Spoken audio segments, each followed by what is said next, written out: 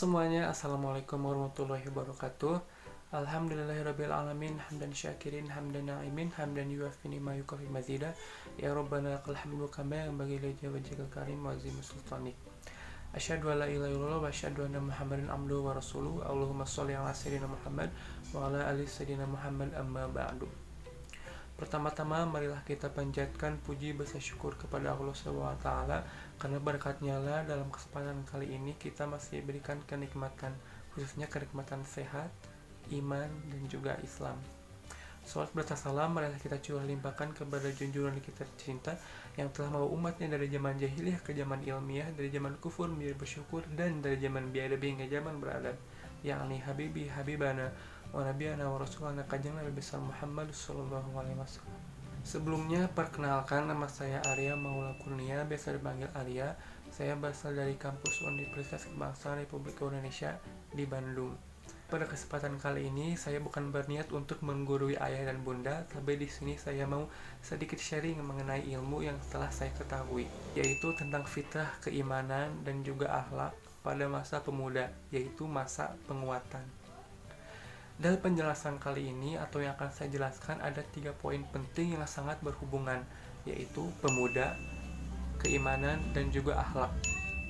Teringat nasihat Rasulullah SAW, yaitu ingat 5 perkara sebelum 5 perkara. Biar ayah bunda gampang lupa, 5 nasihat ini ada loh dalam lagu. Ingat 5 perkara sebelum 5 perkara, sehat sebelum sakit, muda sebelum tua, kaya sebelum miskin, lapang sebelum sempit, hidup sebelum mati. Dari kelima nasihat tersebut, saya di sini akan menjelaskan poin yang kedua, yaitu muda sebelum tua. Bahkan Rasul pun telah menggarisbawahi muda sebelum tua termasuk ke dalam kategori yang jangan dilupakan sebelum hal tersebut, yaitu muda sebelum tua. Karena muda itu merupakan masa yang paling baik, masa keemasan dalam hidup. Bahkan ada yang mengatakan muda yaitu masa kuat di antara 2 masa lemah. Mengapa disebut demikian? Karena masa muda dihimpit oleh 2 masa lemah, yaitu yang pertama masa lemah dari 0 tahun sampai 15 tahun, yaitu akhir balik, dan dihimpit oleh masa tua, sehingga dikategorikan sebagai masa kuat yang dihimpit oleh 2 masa lemah.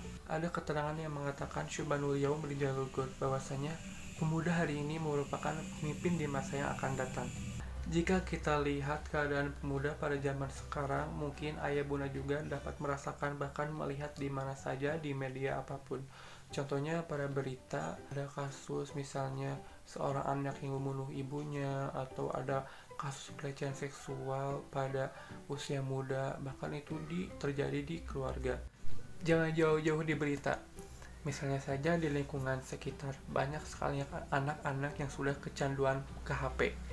Bahkan misalnya ada yang udah pacaran nggak pada waktunya, ada yang nongkrong-nongkrong gak jelas di waktu maghrib atau di waktu yang tidak seharusnya, yang seharusnya mereka itu sedang belajar atau misalnya diam di rumah saja.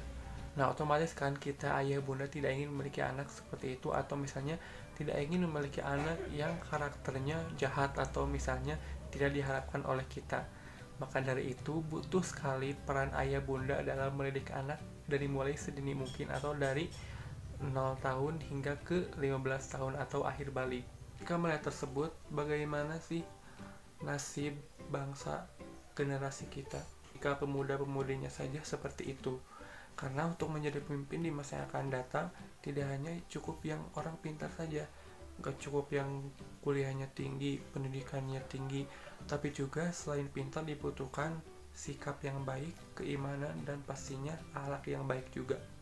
Karena ada yang mengatakan bahwasanya knowledge is important but character is more. Ilmu itu penting, tapi akhlak jauh lebih penting.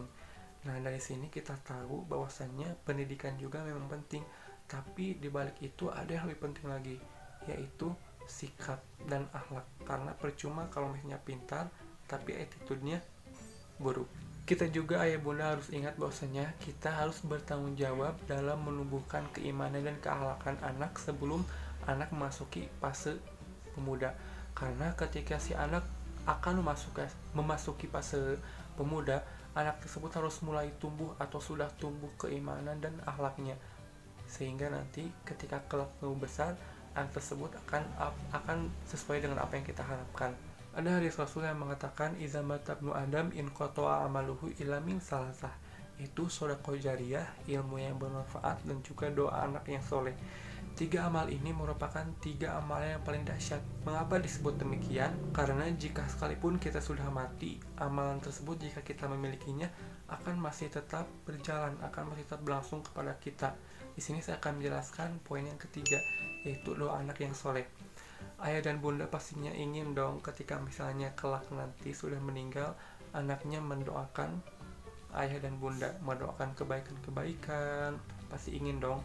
Namun untuk mendapatkan hal tersebut butuh juga dorongan dari orang tua, ayah dan bunda. Untuk mendapatkan karakter si anak yang soleh, yang beriman, pastinya ada dorongan dari orang tua. Karena ada yang mengatakan al-ummu madrasatul ula, bahwasanya sekolah pertama itu ada pada ibunya atau pada orang tuanya. Jadi bagaimana nanti anak kita akan soleh, anak kita nanti akan seperti yang misalnya di luar yang seperti sana, itu tergantung pada didikan orang tuanya terlebih dahulu. Jika kita mendidik anak sembarangan atau tidak sesuai dengan fitrah atau tidak sesuai dengan pendidikan yang seharusnya, mungkin di kelak nanti di masa tua yang akan kita dapatkan mungkin hanya ya sembarangan juga.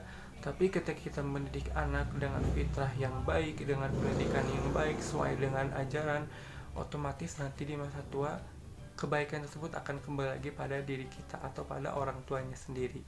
Pastinya ketika anak ingin atau akan menginjak fase pemuda atau dari akhir balik 15 tahun ke atas, otomatis orang tua harus bertanggung jawab, harus menyiapkan anaknya bahwasanya anak tersebut ketika mau terjun ke masa pemuda harus siap, entah itu dari segi ilmunya, keimanannya, dan akhlaknya.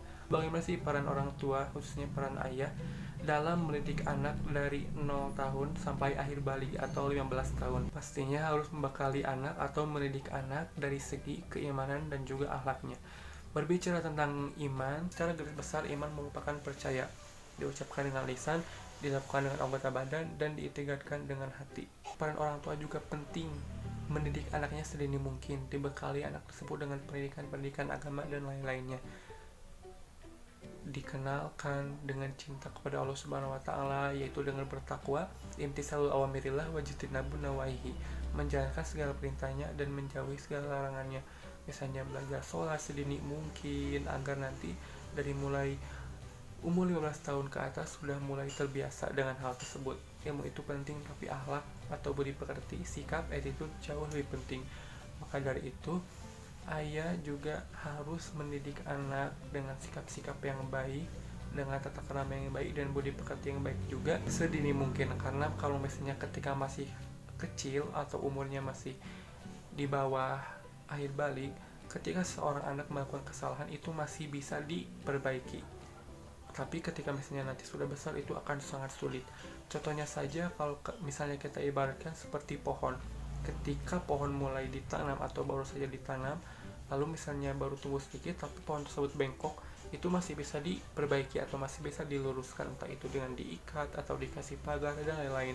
Tapi ketika misalnya pohon itu sudah tumbuh besar dan bengkok, tapi kita ingin memperbaikinya, itu gak akan bisa. Bahkan kalau kita paksakan akan patah atau potong gitu ya. Itu juga berlaku pada anak-anak kita gitu. Mumpung masih dini atau sekecil mungkin, kita perbaiki akhlak-akhlak anak yang masih salah. Maka dari itu, kita selaku orang tua, ayah bunda harus menguatkan anak kita dari segi keimanan dan juga akhlaknya. Itu juga untuk kebaikan kita sendiri. Karena apa yang kita lakukan terhadap anak itu juga yang akan kita dapatkan di masa kelak. Jika kita menginginkan anak kita soleh, ingin kita didoakan ketika kita biasanya sudah meninggal, ingin didoakan kebaikan oleh anak, dari itu kita juga harus menanamkan dan memberikan anak hal-hal apa saja yang akan membuat anak tersebut tumbuh dengan baik dan sesuai dengan fitrah. Itu saja yang dapat Arya sampaikan. Arya yakin materi yang Arya sharingkan kepada ayah bunda, meskipun hanya sedikit, ini akan sangat bermanfaat sekali apabila diaplikasikan dalam kehidupan sehari-hari. Wallahul muwaffiq ila aqwamit thoriq. Wassalamualaikum warahmatullahi wabarakatuh.